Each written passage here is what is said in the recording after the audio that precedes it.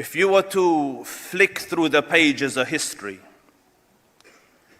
and come to the beginning of our history, or the history of our nation, as in the sovereign Muslim nation, you would notice that at that time, in that age or in that era, there were two main world powers, superpowers or empires.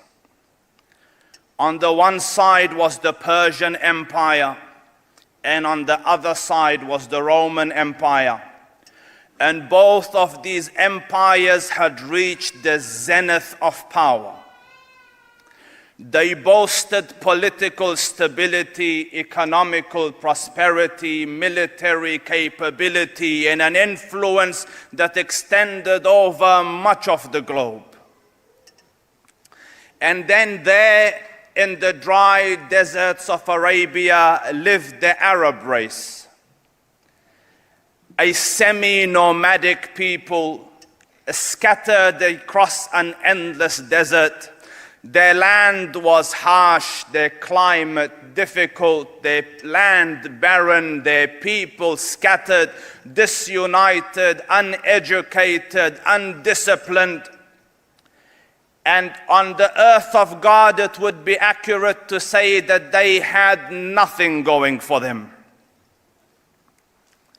So much so that the great conquerors of the past passed them by and didn't even look twice at them. They didn't even consider them a people worthy of conquest. Alexander the Great passed them by, the Romans passed them by, the Persians passed them by. They were an unnoticed, insignificant, uneducated, unlettered, undisciplined, disunited, a scattered group of people that added up to nothing much in the annals of human history. They were small, psychologically small. I don't think you will find too many people in the annals of human history where they bury their own daughters alive.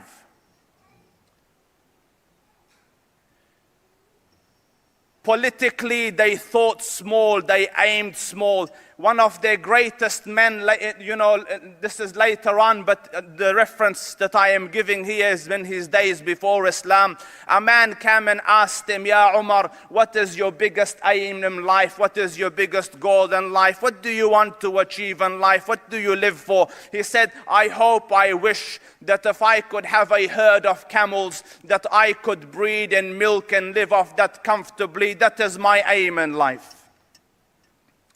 They were a small people, population the numbers were not as big as the other countries. And yet Allah Rabbul Izzah chose and preferred this unnoticed, undisciplined, disunited, uneducated, scattered group of people to become the primary promoters and propagators of the one true religion of God.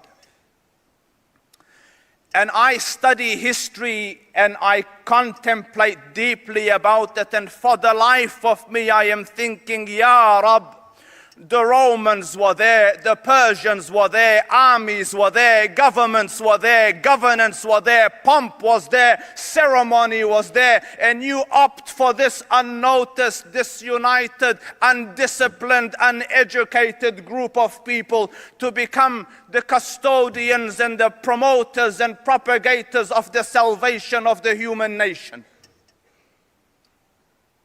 And yet, when this group of people, semi-nomadic group of people hovering on the brink of barbarism, when these people entered Islam, and as the Quran says, "Udkhulu fi silmi kafa," when they entered it entirely, when it became their life and their focus and their purpose and their everything, within a few decades, This insignificant, unnoticed, undisciplined, small, uneducated nation expanded and extended from Granada in Spain on one side to New Delhi in India on the other.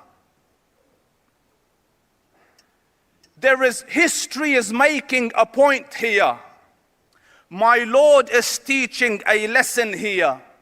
And that point in that lesson is this: that you can be the lowest of low, the most insignificant, unimportant, undisciplined, disunited nation on the face of this earth.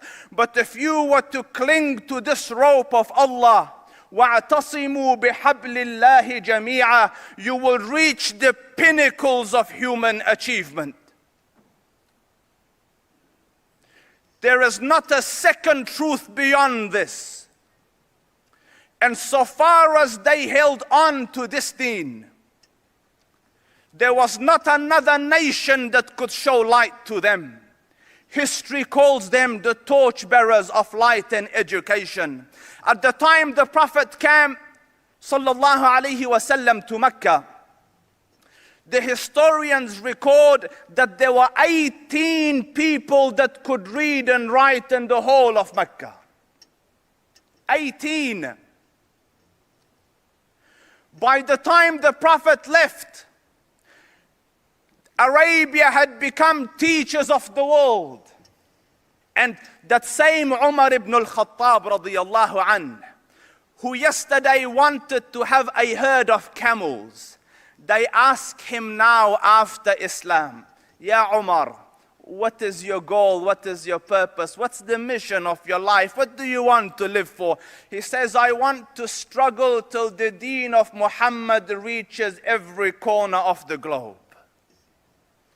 The small became world notable. The unnoticed became significant.